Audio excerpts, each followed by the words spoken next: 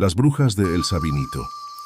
Cuando llegaron a acampar, el sol ya se estaba ocultando detrás del cerro. El calor pegaba duro todavía, pero el aire que bajaba desde la milpa abandonada tenía un olor extraño, como a tierra mojada con sangre vieja. Eran 5: Ulises, César, Edgar, el Mota y Felipe el menor, todos del mismo barrio del Naranjo.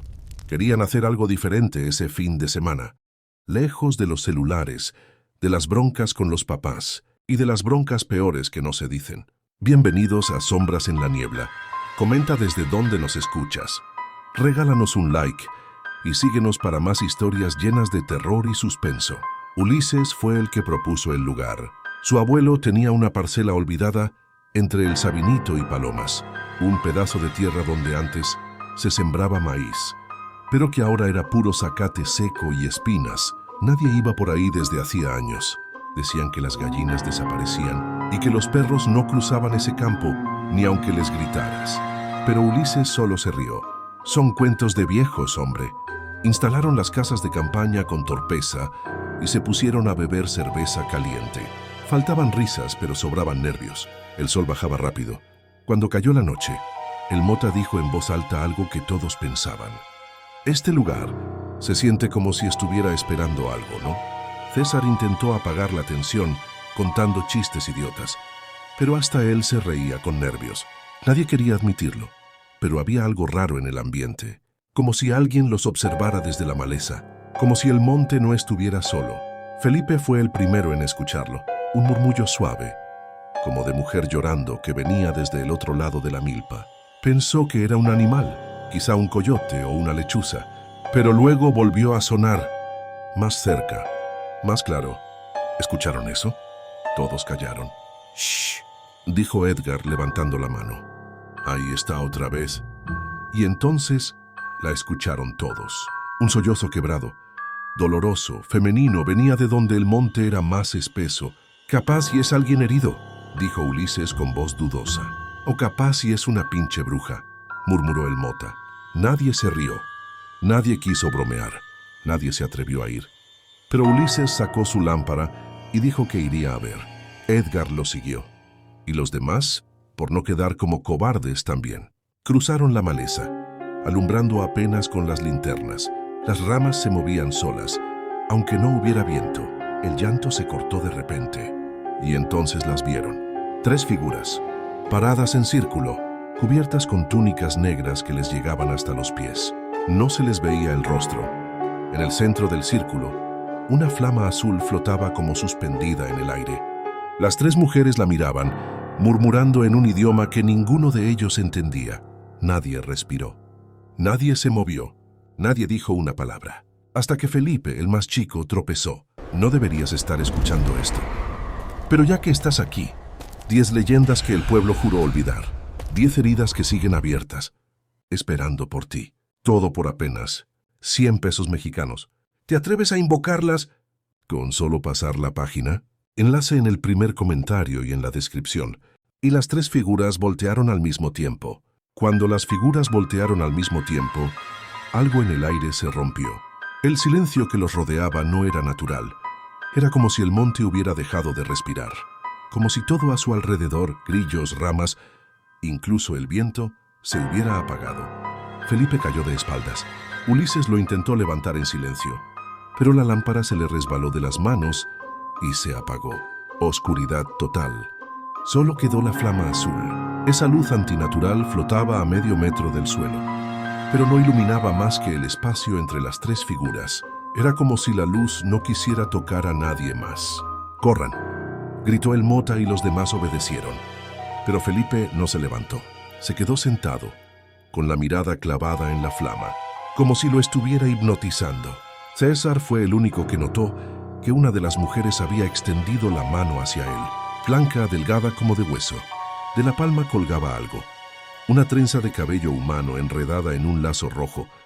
«Felipe, vámonos, güey», le gritó César. Pero Felipe no respondía, solo murmuraba algo sin sentido, como si hablara en voz baja o rezara en otro idioma. Edgar lo jaló con fuerza y al fin lo sacó de ahí. Corrieron, tropezaron, se rasparon los brazos, las piernas. El monte se cerraba como si no quisiera dejarlos salir. Pero lo lograron. Cuando llegaron de nuevo al campamento, no dijeron nada. Todos estaban pálidos, sudando frío. El Mota vomitó junto a su casa de campaña. Felipe seguía en shock. ¿Viste su cara?, preguntó César temblando. No tenían cara. No tenían nada, respondió Edgar con la voz rota. Pasaron la noche sin dormir. Nadie se atrevió a hablar más del tema. Solo se sentaron alrededor de una fogata improvisada, viendo hacia la maleza, esperando.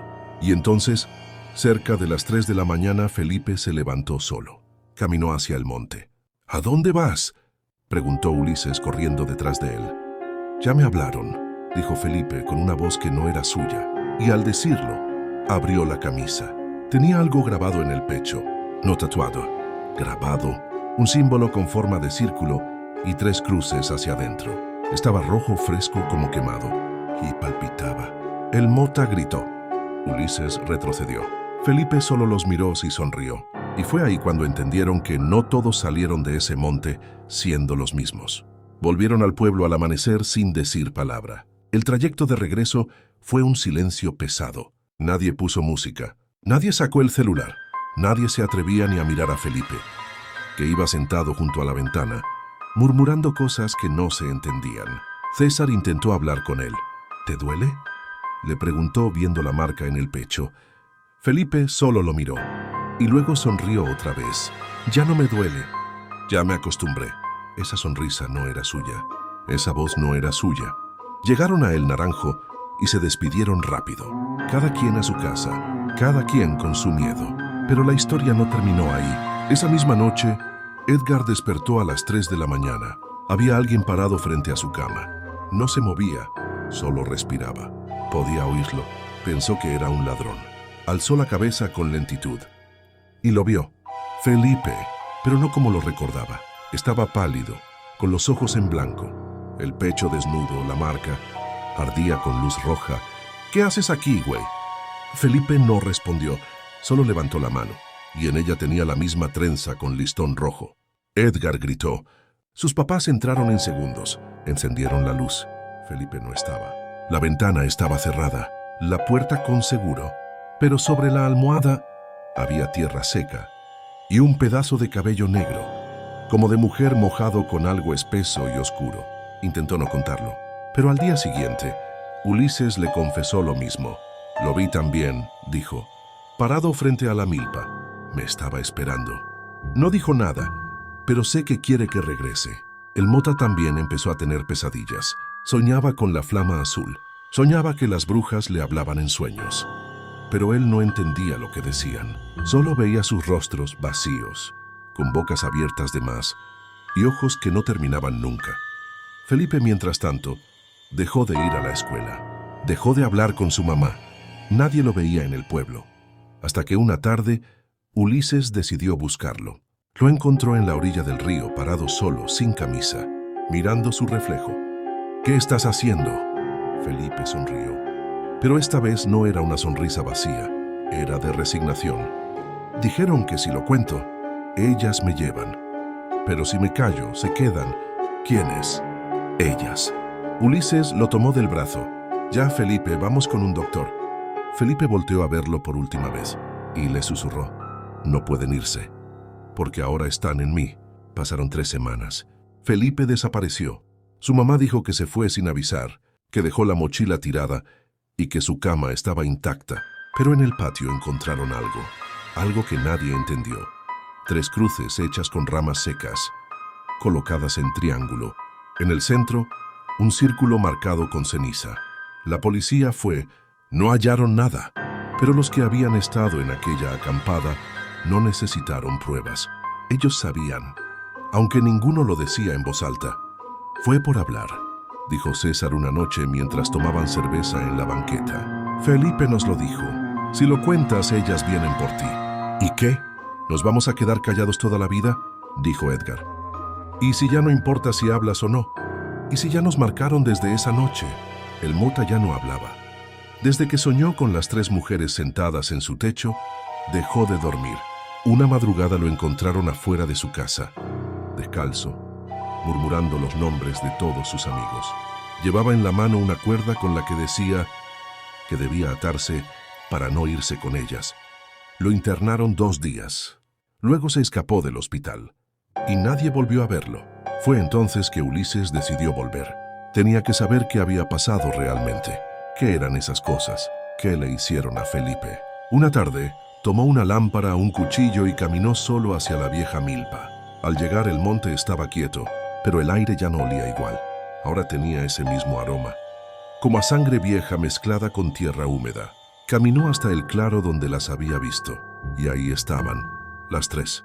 Igual que la primera vez, paradas en círculo, la flama azul en el centro. Pero esta vez, lo estaban esperando. No giraron de pronto, no lo sorprendieron. Simplemente ya lo miraban, y detrás de ellas apareció Felipe. Sus ojos eran negros, completamente, su cuerpo cubierto de símbolos, y de su pecho colgaba una trenza nueva, no negra sino rojiza.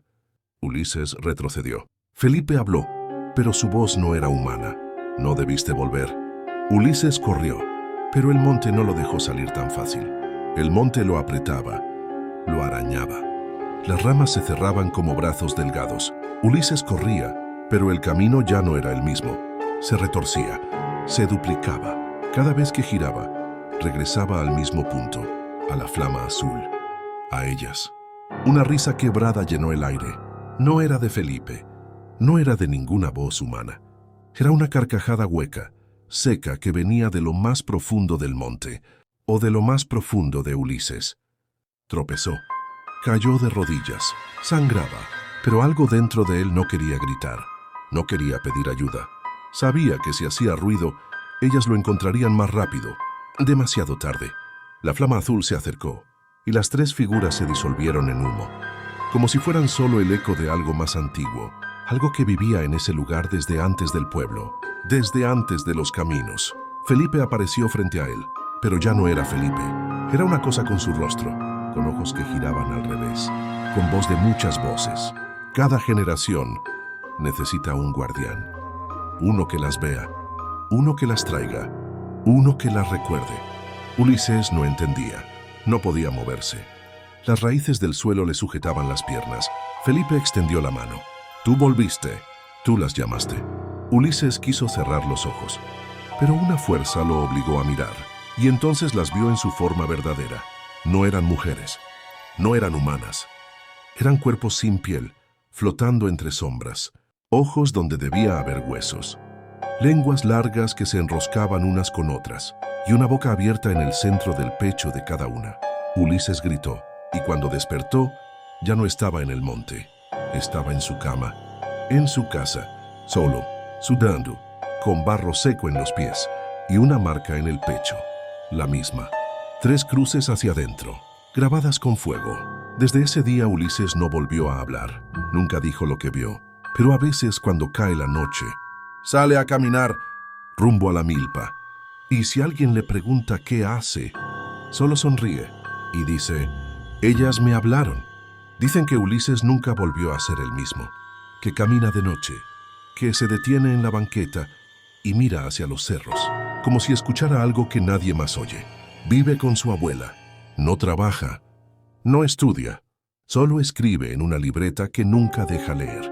Una vez, un muchacho nuevo, al que no le gustaban los cuentos de pueblo, quiso reírse de él. Lo siguió una noche, grabando con su celular, mientras Ulises caminaba rumbo al Sabinito. Lo último que grabó fue una luz azul moviéndose entre los árboles, y luego la imagen se cortó. Nunca apareció. Su moto fue hallada a la entrada de la milpa, y en su casco, alguien o algo había colocado una trenza de cabello con un listón rojo. Así que ya sabes lo que pasa allá. Una vez que las ves, ya no puedes hablar de ellas. Y si hablas, ellas te buscan. Si esta historia te hizo sentir algo, coméntalo. Queremos leerte. Y si te gustan las leyendas oscuras, los susurros en la noche y los secretos que nadie se atreve a contar, síguenos. Esto es Sombras en la Niebla.